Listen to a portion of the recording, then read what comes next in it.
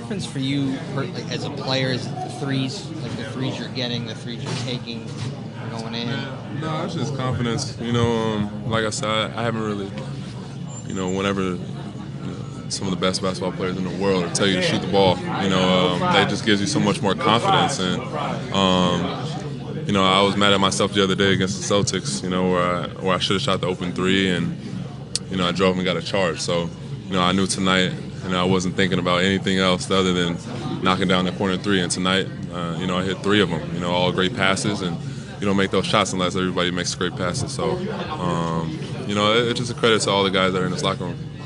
Were you guys conscious, or were you conscious of the record pace the team was on? Ooh, no, I didn't know that. I think, 25 threes? 20, yeah. So that's, anytime you're a part of that, you're part of a little history, a little stat history, and you get the win, it's even better. So, 25 threes, I think Bron had 6 or 7 threes, and it just, Kyrie had 4 or 5 threes tonight. So whenever you see that, you see the ball on the hoop a couple times early, the basket seems to get a lot bigger, and that's what it was tonight. Derrick, have you ever had this kind of green light to just, and we've talked about you being you, but where you've had this freedom, I guess? Man, just taking what's given to me, you know what I mean? And, with Kyrie and Lebron and, guys like that, just taking the pressure of getting to the hoop and everybody collapsing, that three is open. So, I just want to keep continuing to play well, keep knocking down shots, keep making the extra passes, keep playing great defense, and keep getting wins. And during the 10-day contracts, did you ever think about that pressure at all? No. Like I said, I kind of put myself into that scenario. I kind of wanted to start over and really just give it my all this time. You know what I mean? This time around, and with no regrets. No matter what happens, I just wanted to.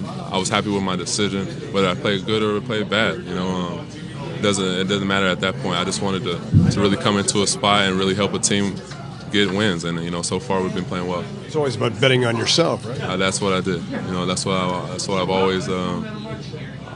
always done my whole life. Always been like an underdog type player, and you got to bet on yourself. You got to have the confidence in yourself to really try to be great. And like you said, I bet on myself, and everything's going good.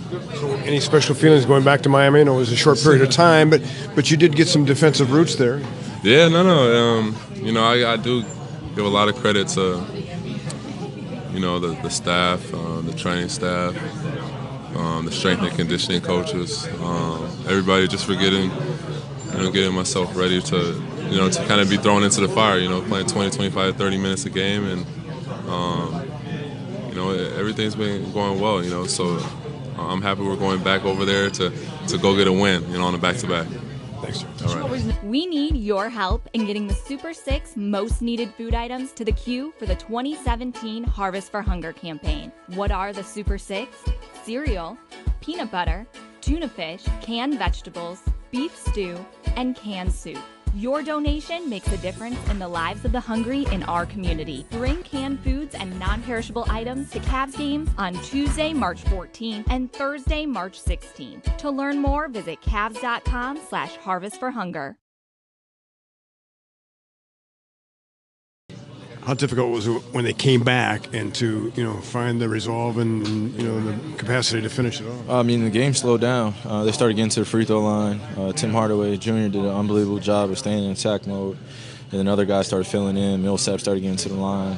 They do a great job of being able to play the inside-outside game. And when Tim Hardaway's going like that, he's been playing really well. You just got to stay to him as much as you can and make it difficult. But got close, didn't want it to. But sometimes the game works out like that.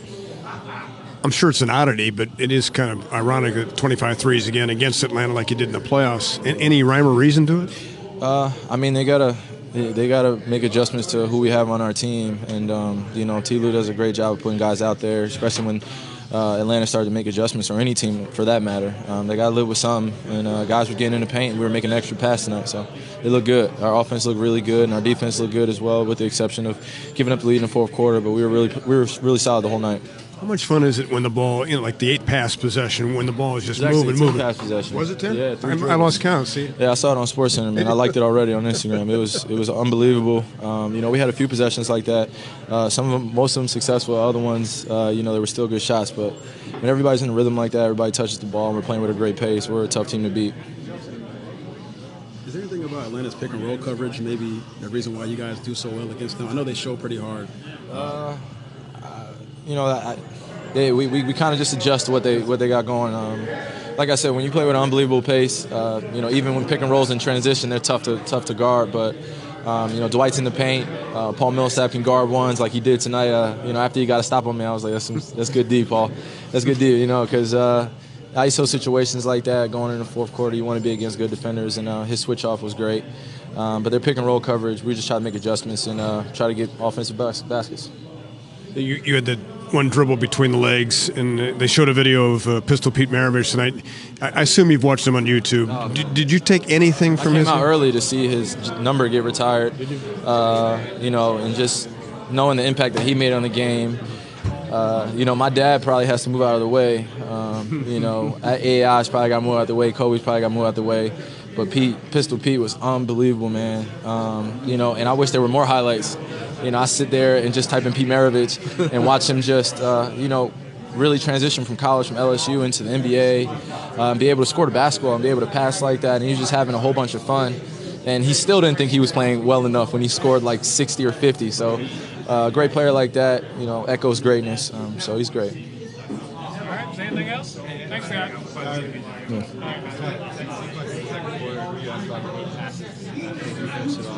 Yeah. When the ball gets moving like that, do you feel like everybody's can feel one another? Is there a combined energy that you guys feed off of? Yeah, man. When guys are getting to their spots, we come in transition. Bron's attacking, other guys making extra passes. Beautiful basketball. It's great to be a part of. Whether you're getting a shot or not, it's just that extra pass. It breeds that great energy that you need out there. You get a good stop, you get a rebound, and then you push out in transition, and we get a great basket like that, which feels good. So. We need your help in getting the Super 6 most needed food items to the queue for the 2017 Harvest for Hunger campaign. What are the Super 6? Cereal, peanut butter, tuna fish, canned vegetables, beef stew, and canned soup.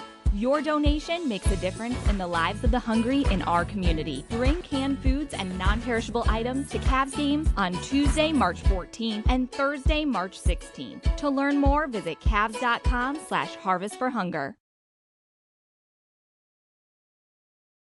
NBA record 25 threes. How infectious were those tonight as a group and the ball hopping? We had 31 assists.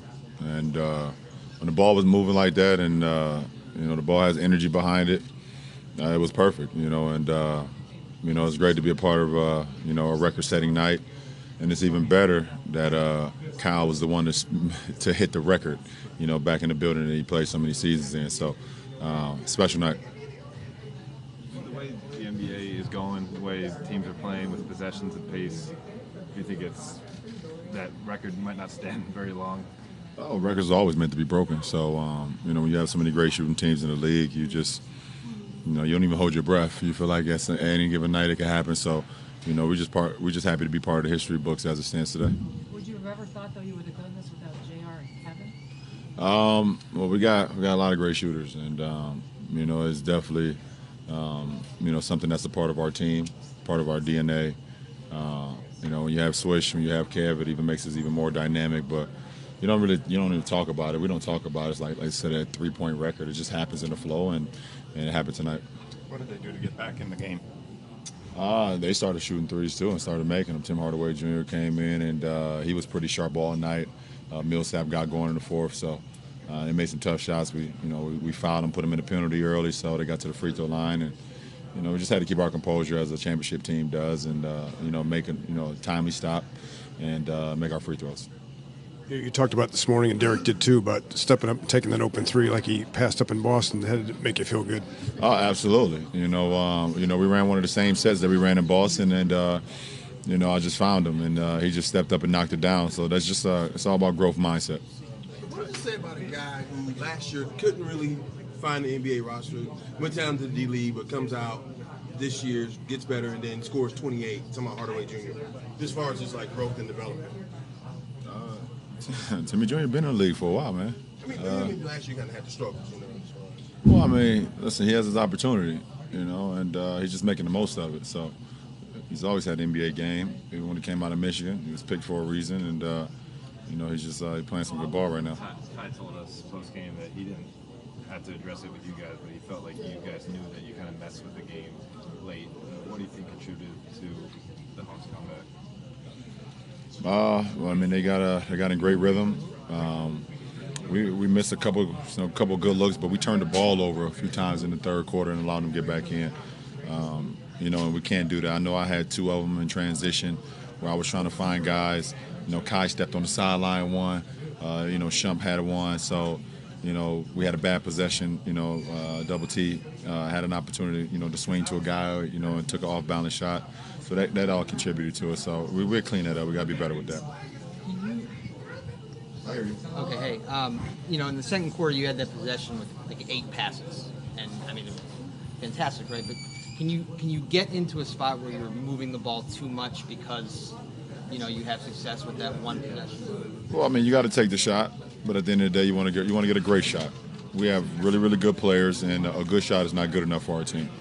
You know, we should always seek out the great shot, and if it takes 8 passes like that possession, if it takes 2 passes or if it takes 1 pass, if you have a great look, then take it. So, you know, we had possessions where we had 1 pass shots that was great looks. We had a possession, like you said, in the second quarter where it was 8 passes. So, you know, it's all predicated on the flow of the game.